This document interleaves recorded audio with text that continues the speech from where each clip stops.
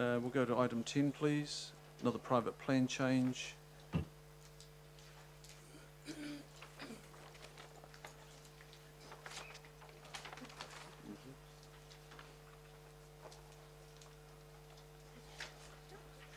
Now, welcome Bruce Young, Principal Planner, who's been working on this private plan change request to rezone, I think it's a parcel of 413 metres at Orake Point. And Celia, thank you.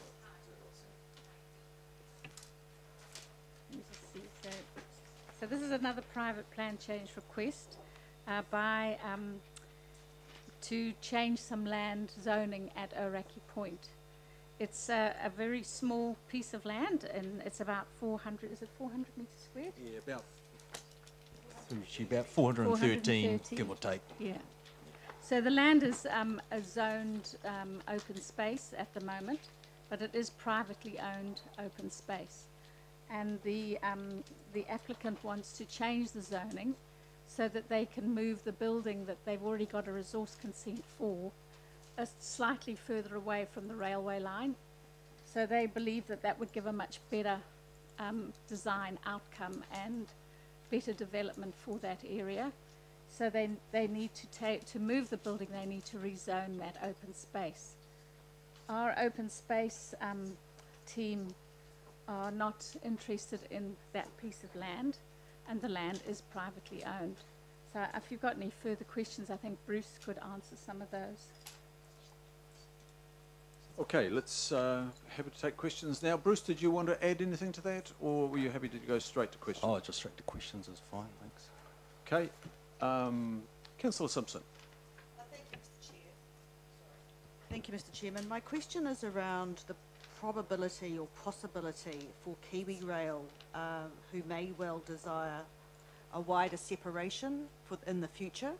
So how would this impact if this land was designated as, was changed from open space and a building was put on it?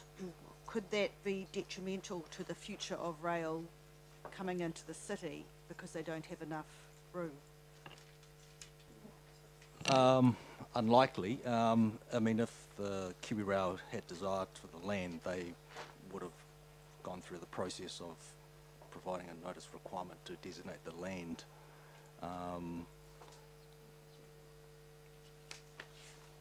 For future network, for wider network. So, sorry, if you refer to figure 3 in the report, you can see the open space is. So the open space is on the coastal edge, and it's quite far away from the designation for the railway line. So the building has already got a resource consent, the building that they're proposing to build, and that's shown on the map as well.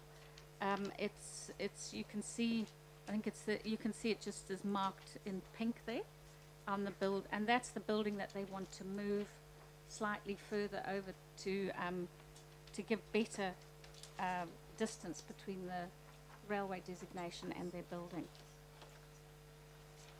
If I may, a follow-up, Mr. Chairman, through you.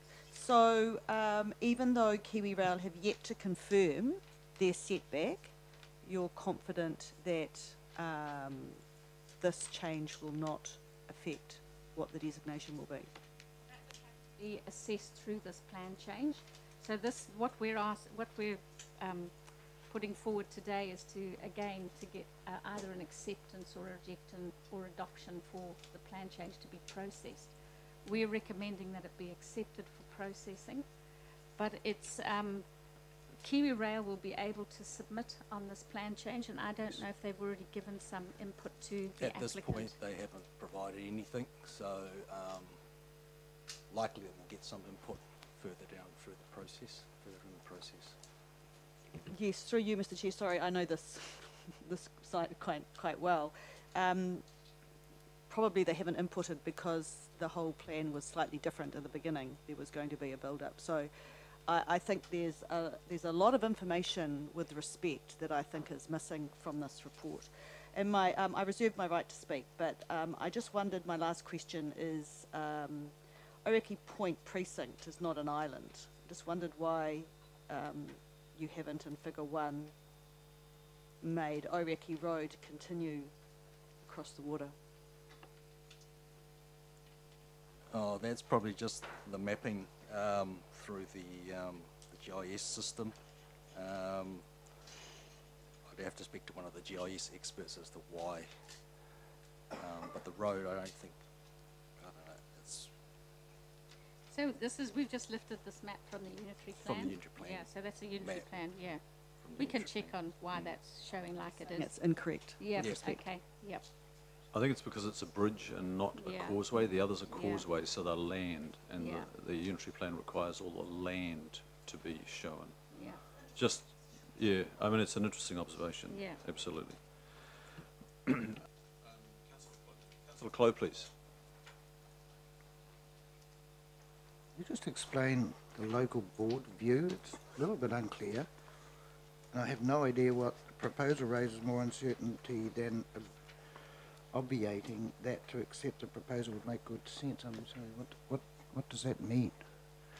So I'm not quite sure what the local board's really saying full stop here. Well, we did take it to them in early December, and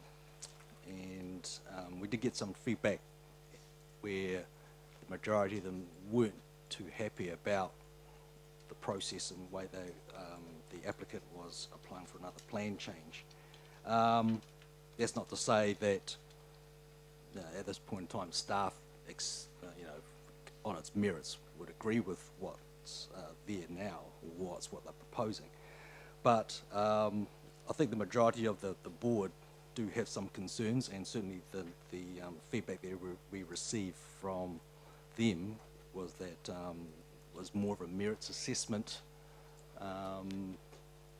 feedback, and we will take that certainly into consideration if the committee does decide to accept it as a plan change for further process, and we will also again go back to them with the plan change again and get formal comment.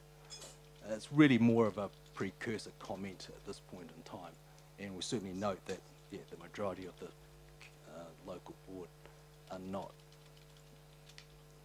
too happy with what the applicant is proposing. So they oppose it.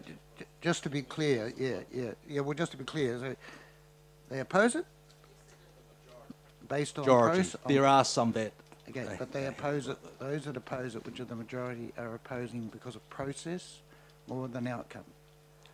Or is what's... I think they're opposing the outcome. the outcome, yeah, process and outcome. Yeah, yes. So we will have to we will be going back to them Yep. if this is accepted for process, and we I'm will be looking going at the back chair to and them. he's nodding now. Yep, Yeah. all good. So just on that, to be clear, paragraph 51, I've read, like Councillor Clow, paragraphs 49, etc., and 50. But have you gone back to the board for that further clarification? It's the same as it was. There's nothing new from the board. No, nothing new from Nothing the board. new. No. Okay, and it's not a resolution, but it is the feedback by majority of the board, and that's entirely valid. Yeah. Good. Further questions, Councillor Cooper?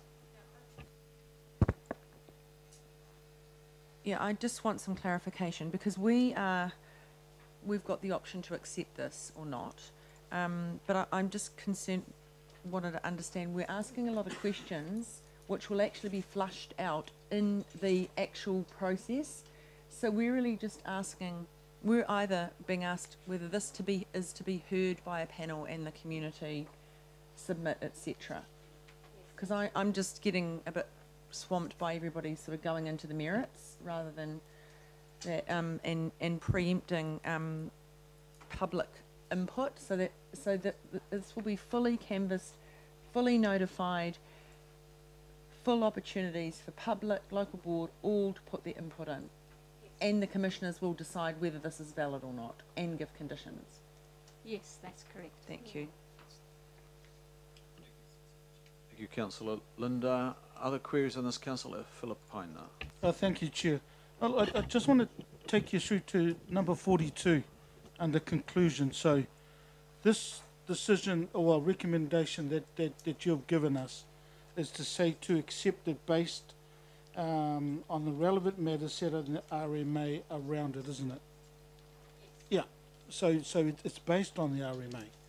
And you've read that, everybody's read it and said, look, for this particular one, we're saying except because there's going to be a hearing, as Councillor Cooper outlined, there's going to be a hearing where the public, local board, everybody else are going to submit to or make submissions to?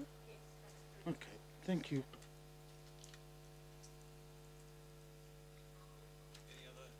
Questions on this one? Councillor Wayne Walker? Microphone, please. My understanding some time back there was an issue around the rail roading relationship as it goes to heights, particularly as it goes to sea level rise, storm surge events, and the need to future-proof around that.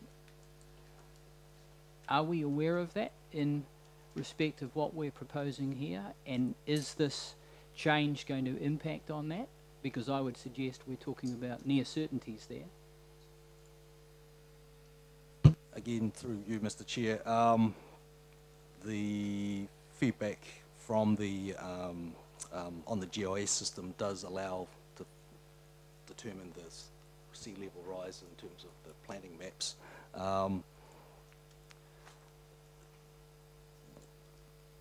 The applicant hasn't addressed that in terms of their detail of level of information they've provided.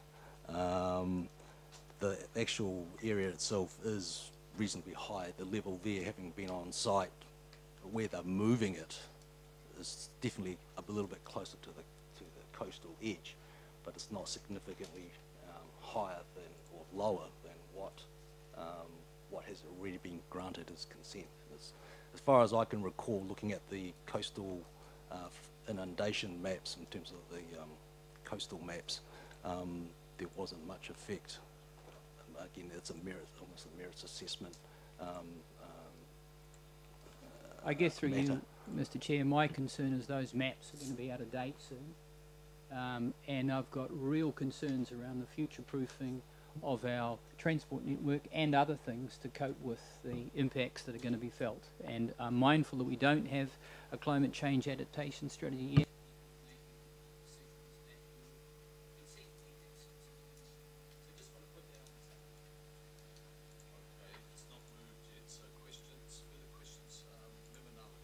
Namani, please. Can I just hold the comments because I don't have a mover and a seconder yet? I have a question.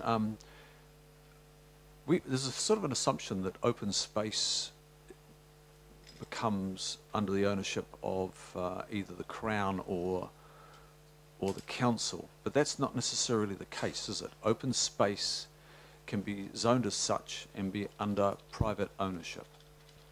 Yes, it can. Yes. So there's no obligation for either the Crown or the council to acquire open space or No. need that open space. No, there isn't.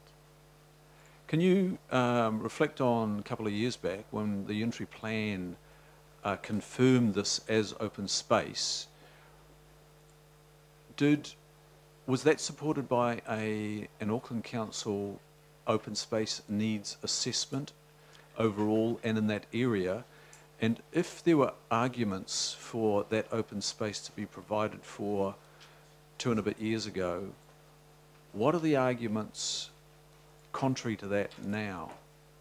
So that open space was set through the plan change that was done originally for the Aoraki Point area, and it was identified as being, it was set out by the actual applicant at the time, and it was set as like a coastal edge to the development.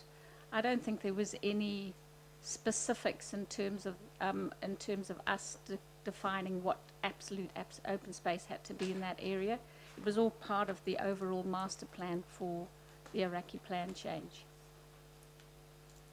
So you're saying we didn't have a strong view on the need for it. It was proposed by the applicant. Yes, yes.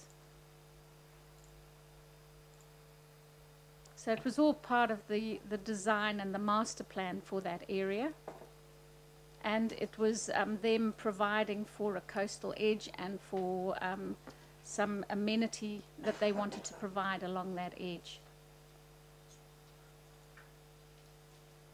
Okay. Further questions, Councillor Lee?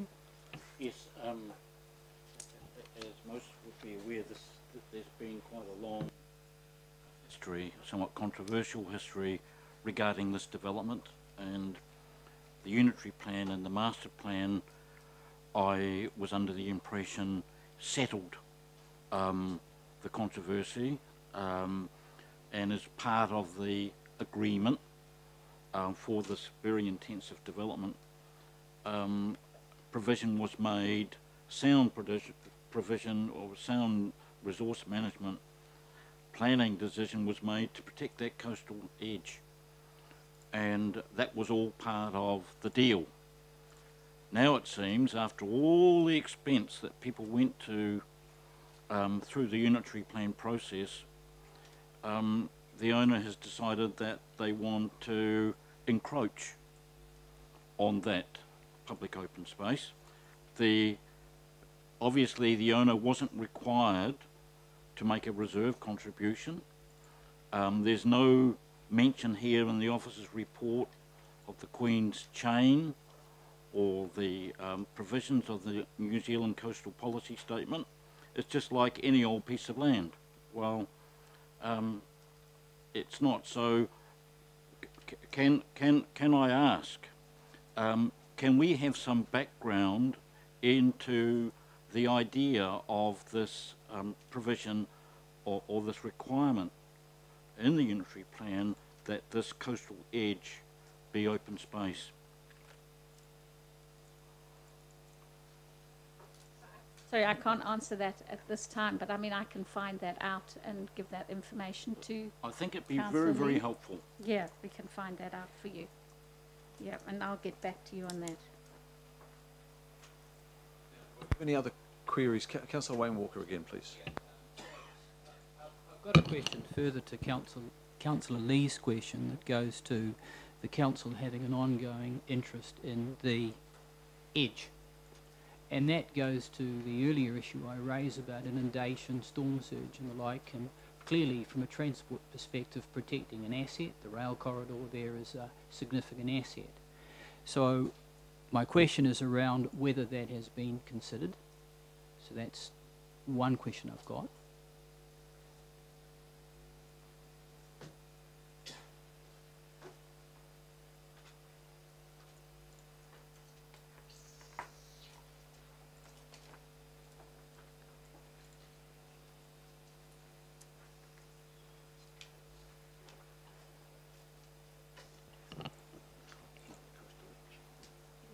So have you got that?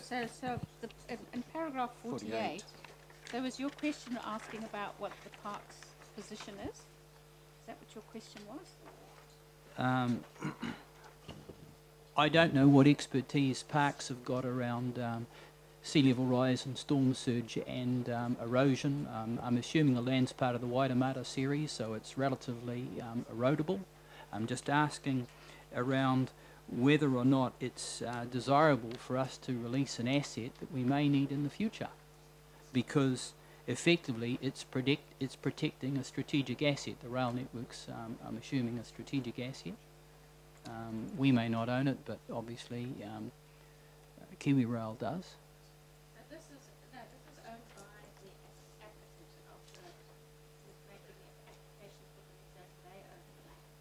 But we can look. Celia, I need to have your mic on and just repeat that Yeah, quickly, so please. we can, that land is owned by the applicant. It's not owned by us, and it's not owned by the Crown. But we would need to, we can look into that. I mean, that's part of one of the assessments we would need to probably make through this process. Sure. I guess my concern is, yes, we might not own it, but effectively it's protected at this point. I mean, you can't build on it and the like because Yeah. of the constraints on it. that could well change. So I really just want to put that up. At some point, the council is going to have to start on a decision-by-decision basis, addressing climate change adaptation and these things that are coming. So I just want to put that there. The other issue that I want to raise, just that goes to the earlier question, I remember in the earlier master plan, effectively there was building over the rail line, so I'm assuming that's not happening now? That's correct. Okay, thank you. Councillor Cooper. Question, I just want to, we've got a letter here from our Manager of Community and Social Policy in December 2016 saying we have no designs on this open space land to purchase. Has that changed at all? No, that hasn't changed. I did seek comment from them late last year, and they confirmed their position. They still Got no plans to actually develop this, and looking at the plan, it looks pretty scrappy, sort of industrial area anyway. That's correct. Possible contamination? As far as I can recall, sorry, there wasn't any on the GIS system because that would outline it, but we can check that as part of the merits assessment if it's accepted. So just to be clear, because I can sense people are pretty engaged in this, this is open space that's potentially going to change from being open space. And we all value that open space. So the letter of 2000 and the then General Manager, 16, that was just about the acquisition. That was not about changing from open space to something else, because it's private open space. There was obviously an approach. Was there an approach at that time about the possible acquisition of that particular edge? Because if I look at paragraph 48, where it refers to that letter, and then they go on to say they don't have, that division doesn't have any fundamental concerns, issues with the proposal. The proposal is not about acquisition at this time, it's about reducing the open space area. And I probably need to have some confidence that somebody's done an open space needs assessment to arrive at that. So question to you, Bruce, is that part of paragraph 48, what are they referring to as not having any fundamental concerns, issues? Through you, Mr. Chairman, they certainly don't wish to purchase the property. I mean, ideally, I guess I can't, put words in their mouth basically saying that they don't want it, but as far as I know, in terms of their budgets and acquisition program, it's not a high priority for them. As a priority, it's not an important part of their acquisition in terms of the land that they wish to purchase around that area.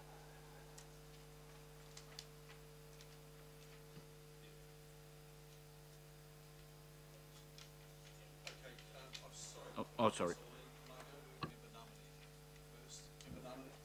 Yeah, just one. It's more of a general question. Just hearing the conversations around the open space matter, the coastal edge, and the context of the environment in which it works, it resides in. Clause 25C, sound resource management practice. Like, I just want to get a sense of where's the line stop and start on that, on a matter of this nature. Like, for example, it sits in the coastal environment, and therefore that's a course something, flags a course something. I'm just trying to get a sense of how open space, there might be a course something there. How do you manage that? So the applicant has provided us with a whole lot of information to support the plan change. We've looked at that information. We believe that they've given us sufficient information for us to be able to process it and then to notify it. So all the issues around the open space and whether or not we are going to be losing valuable open space, those are matters that we will need to consider through the actual processing of the plan change. And we also, like in the other plan change application that we were talking about previously, council can also make a submission on the plan change, and we could potentially ask through that submission those kind of questions around whether or not we've got sufficient open space, whether or not the open space is something that we really should be losing. So we could ask all those questions through a submission to the plan change. I guess it's more of a question of whether it's this application or this private plan change or the next private plan change. How do you assess sound resource management practice, whether it meets or doesn't meet that threshold with any given plan? Like, I don't get a sense that the framework except like this case by case. Well, I think it is a case-by-case assessment. You do need to see whether or not they are giving you enough information for you to be able to make a reasonable assessment in terms of the RMA and in terms of the unitary plan as well. So it's around us being able to work through the process in a reasonable and practical way, which then allows us to make all those assessments in terms of the different legislation that we have to take consideration of.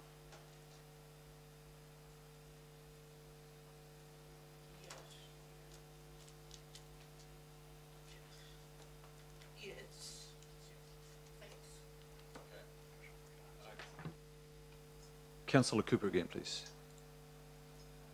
I understand the maps aren't that great on paper, but in terms of the small piece that's asking to be rezoned, from some of the pictures on like page 80, looks like there's already a building on that open space.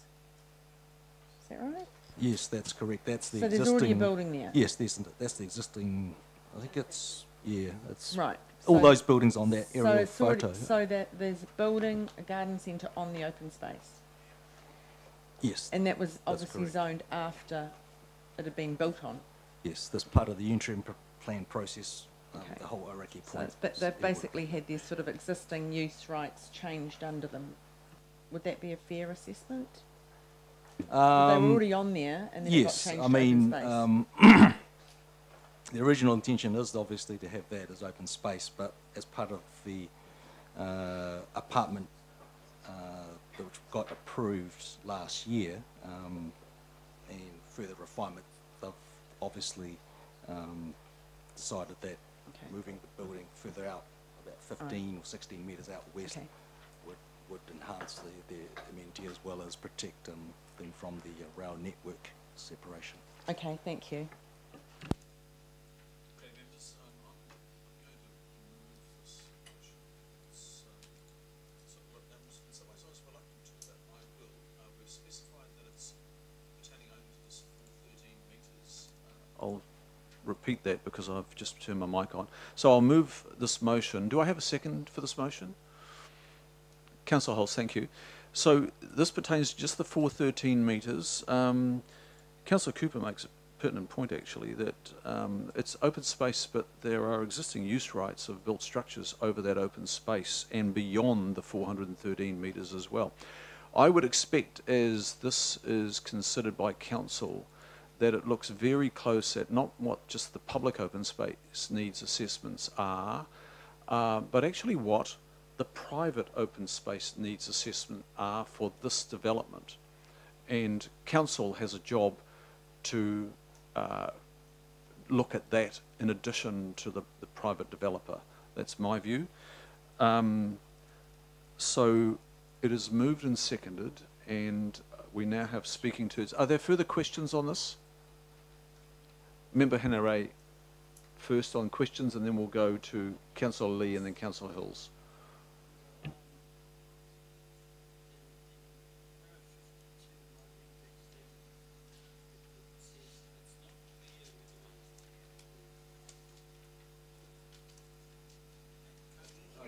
Sorry, to be the first for me. In para 52 it says it's not clear whether it's a mandatory requirement. How do we find out whether it is or not? Chair, through the chair, as I discussed with the previous agenda item, we are recommending taking the cautious approach and requiring that drafts of plan change, or a draft is sent to all relevant iwi authorities for feedback, and that the Section 32 report supporting the plan change has to be updated to reflect that feedback as per clause 4 of the RMA. So how would we find out if we're challenged on that by an applicant that decides to take a judicial review and they're successful, but in the absence of that, we are recommending taking the cautious approach and interpreting that clause as though it applies to private plan changes and council plan changes. Wouldn't a better cautious approach be to seek a legal opinion? We have sought a legal opinion. And can we have a look at that legal opinion? Yeah, the advice is that it's not 100% clear and that we should proceed with caution. So we're following the legal advice. So you went and sought a legal opinion, you've got the legal opinion, but then somebody else said, oh, we don't like that. No, we haven't had anyone say they don't like it. It's just the lawyers have identified that the Act is not 100% clear on this issue. But their advice is that we should proceed with caution as a council, and so we as planning officers are recommending to do that. Is there any way we can have a look at that legal opinion? We can, I'm pretty certain we can, yeah. I just want to have a look at it. Mm-hmm. The second part is about the consultation that's been undertaken with Ngāti Whātua. But it says there's been no written feedback from Ngāti Whātua. Is that advice from the developer? Yes, that's correct. They're saying that they haven't received feedback at this point in time. So no feedback to the developer? Yes, that's correct. Cool. I presume that will be forthcoming. So because when and if it gets to the hearing, yes, in front of the Commission. As part of the merits assessment, yes. And 54, aside from potential impacts on mana whenua, the private plan change is not considered to have any specific impacts on Māori. It's sort of a bit ambiguous, but I'll have that and I'll also have that. How did you come to that assumption that it doesn't have an impact? It really is that we just can't identify anything based on our understanding of things that may be of particular interest to Māori as distinct from other members of Auckland's community. So, but we're certainly, open to any suggestions as things we might have overlooked, but we're not seeing anything with this particular rezoning request from open space to mixed use that would have an impact specifically on Māori as distinct from Aucklanders more generally, aside from mana whenua, of course, and that's gone through its own engagement process. Thank you. Member Namani, please. Sorry, just one more question. Are decisions we make around this table with these private plan changes judicially reviewable? Understanding is that any decision that council makes can be judicial review can be sought in the High Court. This particular decision, though, in the first instance, can be appealed to the Environment Court, as I mentioned with the past item. So the Environment Court, the RMA specifically allows an applicant to challenge this decision in the Environment Court. Right. Other parties would have to seek a judicial review. Right. So therefore it becomes important that we're quite clear as to how we're assessing the thresholds in terms of adopt, accept or reject. And I guess my concern at this table today is I don't have enough confidence that we have those thresholds internally to assess those things.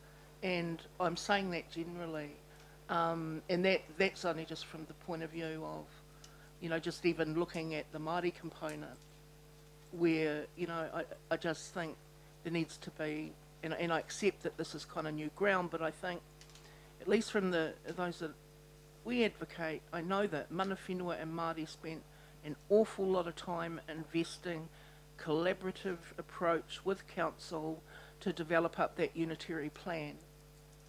And so when we look at private plan changes, regardless of what they are, I think, we'd better make sure that we've got all our ducks in a row when we're assessing these things. So I'm just saying no. I'm just making that point. Sorry, it deferred from a question, but the question was led to that. So I'll take that as your contribution. Thank you, Member Ngamani. So there's no further questions, and we'll go to the speaking turns. Is there a further question? Okay, I'll take Councillor Lee. Was yours a question or a comment? Okay, shall I hold there and take Councillor Hulse, and then I think Councillor Simpson on questions. Thank you, Mr. Chair. So I just want to clarify, and it is by way of question. Member Ngamani made an excellent point, which is around the fact that these issues can be judicially reviewed.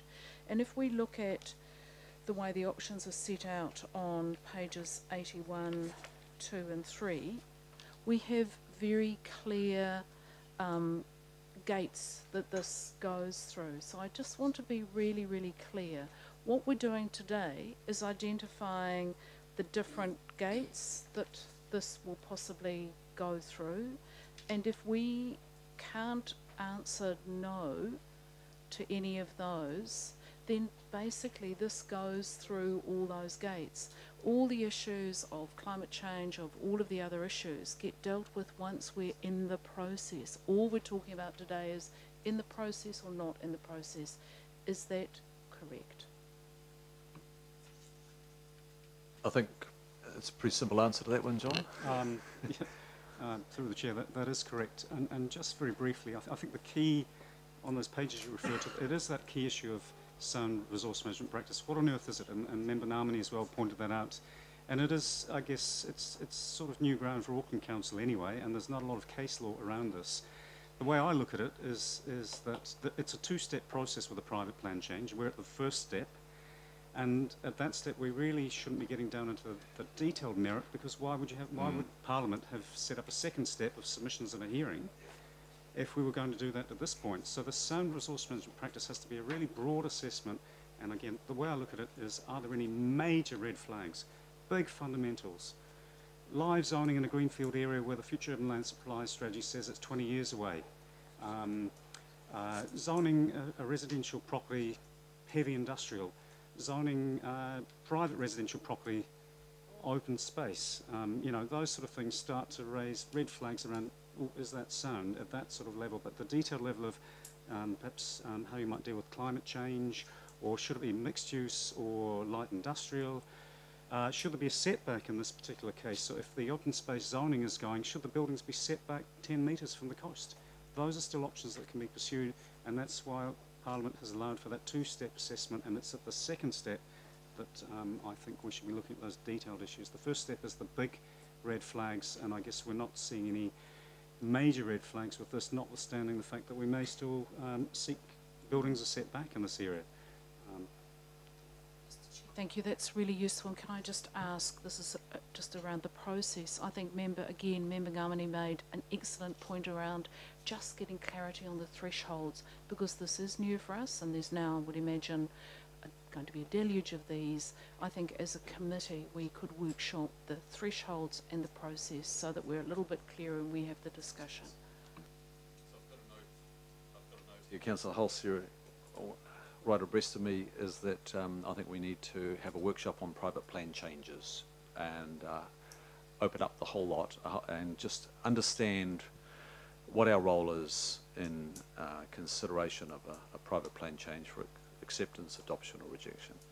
And we'll get our staff to progress that. Thank you. Now, speaking to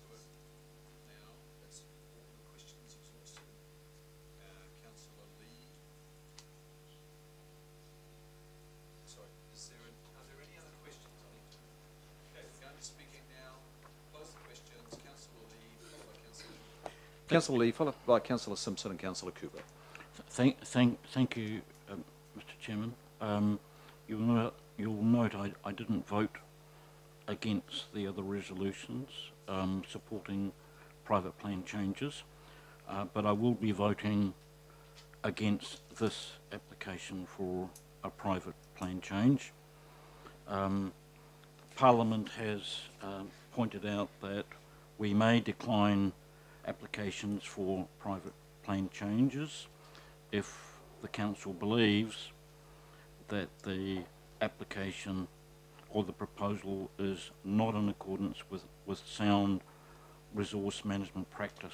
And I'd have to say it'd be hard to find a development that is less in accord with sound resource management practice when, after the very long and expensive unitary plan process and the costs of community and everyone's involvement, that almost as soon as possible the deal, if you like, is being welched on in terms of the master plan to crib the private open space as part of the development, the agreed development. The area is highly sensitive.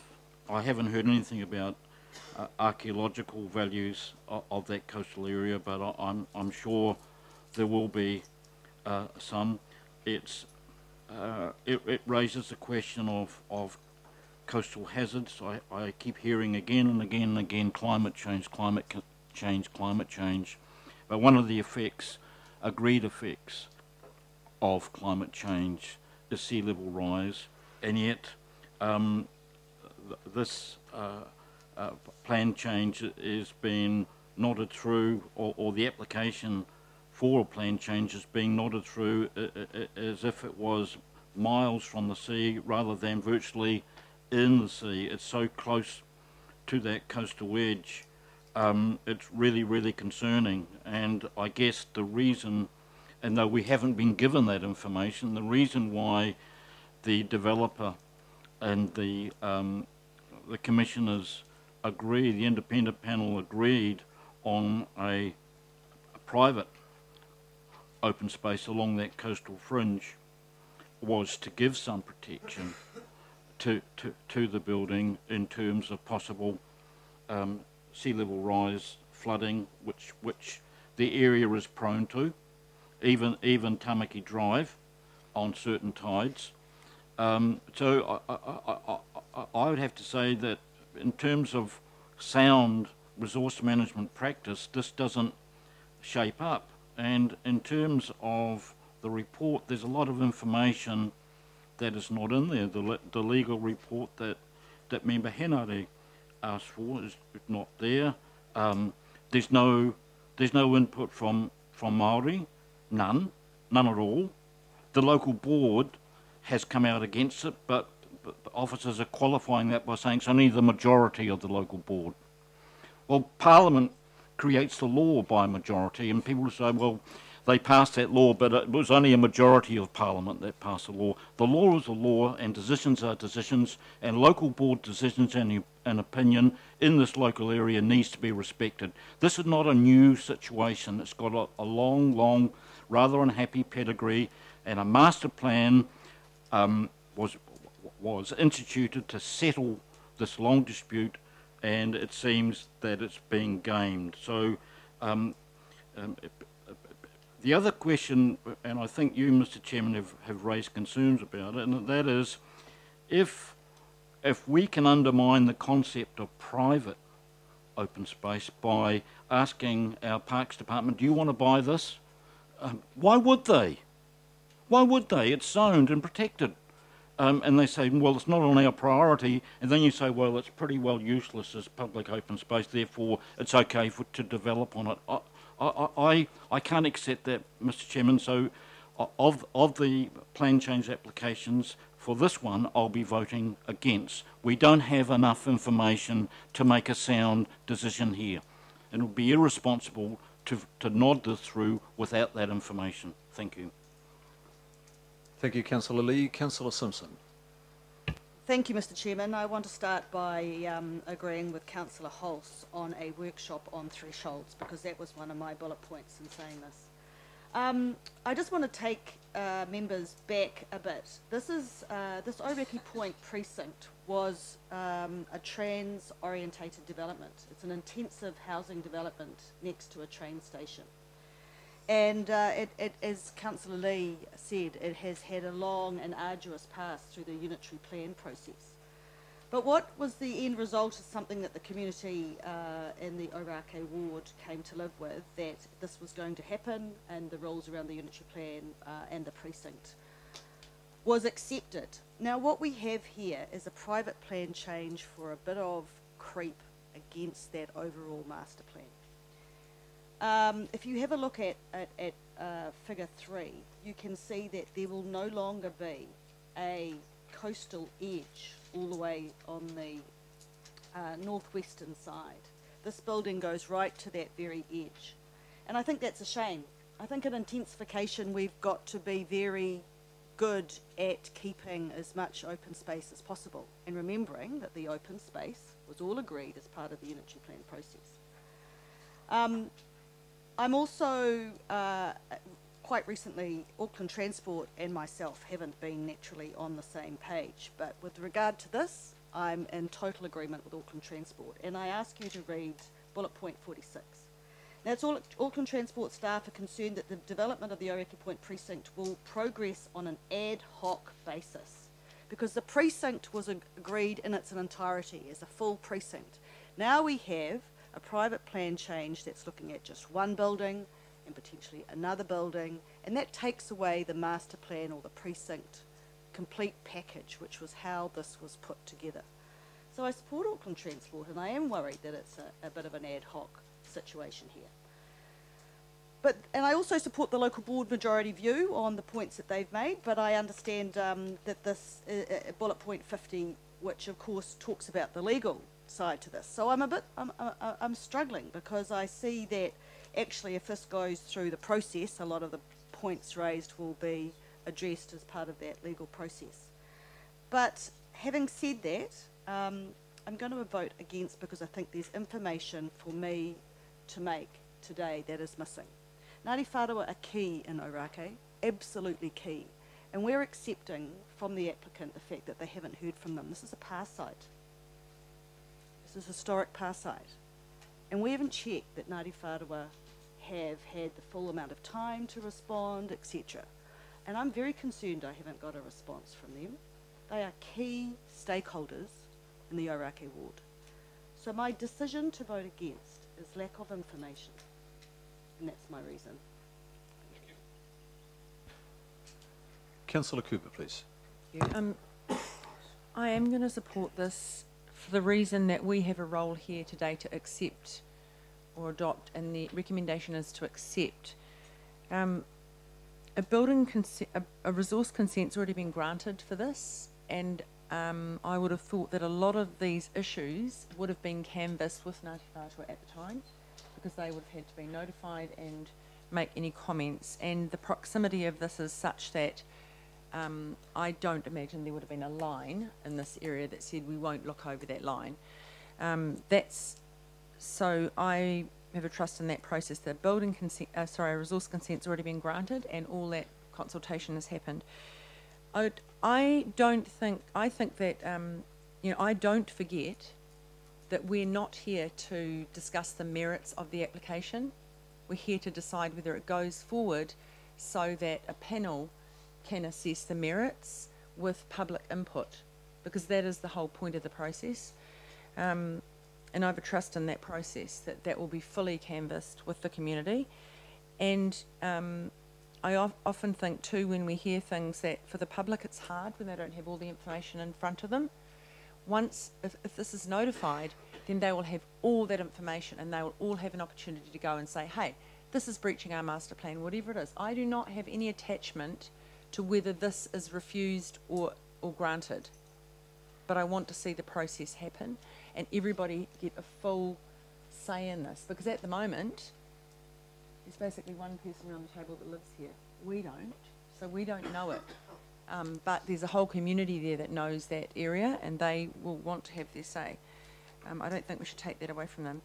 My other comment around this is, several of us around the table were part of the unitary plan process, and we voted on the final document, and it had warts as well, and we fully expected that there would be private plan changes and plan changes that we would instigate. This is a normal process that we would have expected after the moratorium time, after the 2 years, and so now they're going to come thick and fast, because there are parts of it even our council wasn't happy with, but we didn't have the resources, the time to actually address those then, and we had to live with the fact that some of it would have to be changed later. And there will be the same people that submitted to the unitary plan during that long, arduous process that missed out or thought that it didn't happen. So they thought, okay, well, we'll wait the 2 years. And that's what they've done. They've followed the process. And for me, I think we have to have good faith with people that put their applications in, that they waited the 2 years, they waited for the process, and give them a chance to let it go through the process. It may not even come to pass in the end. We don't know. But we don't know if we don't test it. And I think we need to give private plan changes the similar opportunity that we might do for ourselves as part of this process. And that's, so I'm speaking to the process. I feel I've got enough information here to say accept it or reject it, and so I'm supporting it being accepted. Thank you, Councillor Cooper. Finally, Councillor Wayne Walker. I'll be voting against this, and while I can accept the comments around process, I'm not happy with the information that's being presented that is actually going forward in the process, particularly as it goes to issues around climate change, adaptation, coastal access. I don't think that's been adequately considered. It's important for people to be able to esplanade, that is, travel around an esplanade, even though it might be privately owned, there's still the opportunity for public access. And my other concern is around future-proofing for rail requirements. Thank you, Councillor Walker. Councillor Cashmore. Thank you. I'd just like to congratulate Councillor Cooper on her words, because those were exactly the points that I wanted to make. Is we have to be consistent in our approach and follow the process. We are not saying what's right or what's wrong about any one of these particular private plan changes. We are saying let's put it through the tests. Let's do the public submissions. Let's hear what the experts have to say, and then let the commissioners make the correct decision at the correct time. We need to front up, Mr. Chairman, to the fact that we need to have this workshop on private plan changes and how we process them, because they are going to be coming thick and fast. And we need to have a consistent approach that is understood and universal and has set thresholds, as Member Namani suggested, that we actually keep our decision making on a fair, equal and consistent, again I use that word, consistent footing. Thank you, Deputy Mayor. So I've moved this in support, and I continue to support it. And I'm hearing a lot of matters that are being discussed today which are likely to be considered in our submission. So John, just before we close this entirely, our submission on the private plan changes before us today, 1, 2, 3, Walkworth and this, and the Fletcher's one which we're yet to discuss. This committee has the opportunity to confirm the council's submission. Is it through this committee? I'm pretty certain it is through planning committee. Yeah. And but whichever committee, we will certainly be bringing recommendations in terms of submissions on these plan changes. It may be that ultimately for one of them we may conclude that the council shouldn't make a submission, but I certainly, from what I've heard around the table today and also for the previous item, a submission would certainly be warranted. So we'll come back with some analysis on the submission, engage with local boards on what that submission might be, and bring it back to either this committee or the relevant committee. But I suspect it is planning. That's good to hear. Close the debate at that, and it's moved and seconded. All those in favour say aye. Sorry? Division. Okay, call it division. By division, councillors Arby, 4. councillor Bartley, councillor Casey, councillor Cashmore, councillor Clark, councillor Cooper, councillor Filipino, New Gold, New Mahinere, councillor Hills, councillor Hulse, councillor Lee,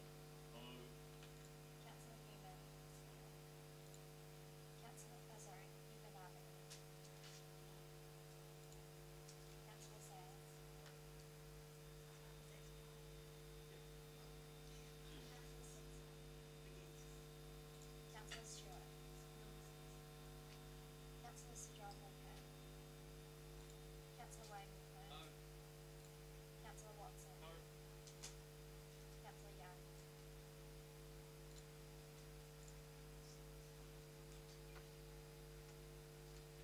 Okay, I think that lost by 10 votes to 11, so can't be decided right now because we made a decision against accepting it for processing. We made a decision against accepting it for processing. John, need your guidance now. We need to make a decision on one of the other two, which is adoption, which I'm not hearing there's any appetite for, or rejection. Can you give me some guidance, or give the committee some guidance on the next steps, please? Chair, that's correct. We have statutory requirement to make a decision, so we'd be in breach of the RMA if we don't make a decision. And the decision has to be accept, adopt, reject, or treat as resource consent. So at the moment we still haven't made a decision which way. So we need a decision to reject or adopt. We need a motion to reject. And I take the committee vote, and I'm prepared to move a motion to reject it. That reflects the committee, and seconded by Councillor Lee. And we just need to, John, Bruce, Celia, we need to construct the reasons in proper legal way.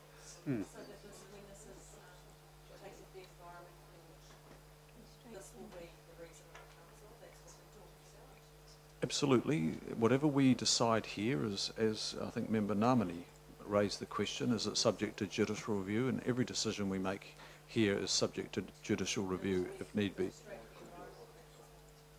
So I just have questions. Yeah. Can we leave this topic and go to the next plan change? The item is still open. It's not closed, and we're coming back to the rejection motion. Do you want to? Yes, thank you. We could take a 5-minute break. It is lunchtime. We've got a workshop. Okay, we're going to adjourn right now, and we're going to take lunch, but we're probably going to be, yes, 1 o'clock, and we'll be definitely back for lunch.